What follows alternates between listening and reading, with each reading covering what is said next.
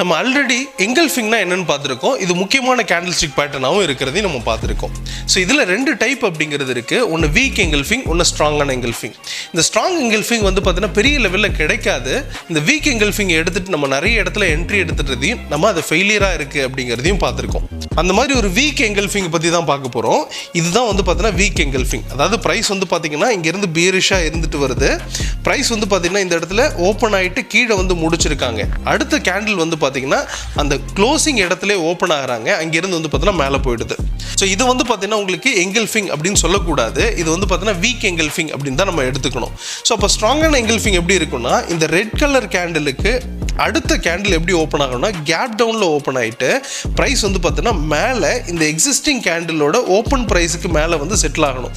அப்படி இருந்தால் மட்டும்தான் அது ஒரு ஸ்ட்ராங்கான எங்கல்ஃபிங்காக நம்ம எடுத்துக்க முடியும். இந்த வீக்கான எங்கல்ஃபிங் எடுத்துகிட்டு நம்ம டார்கெட் பண்ணோம்னா நமக்கு ஃபெயிலியர் வர்றதுக்கான வாய்ப்புகள் ரொம்ப அதிகமாக இருக்குது.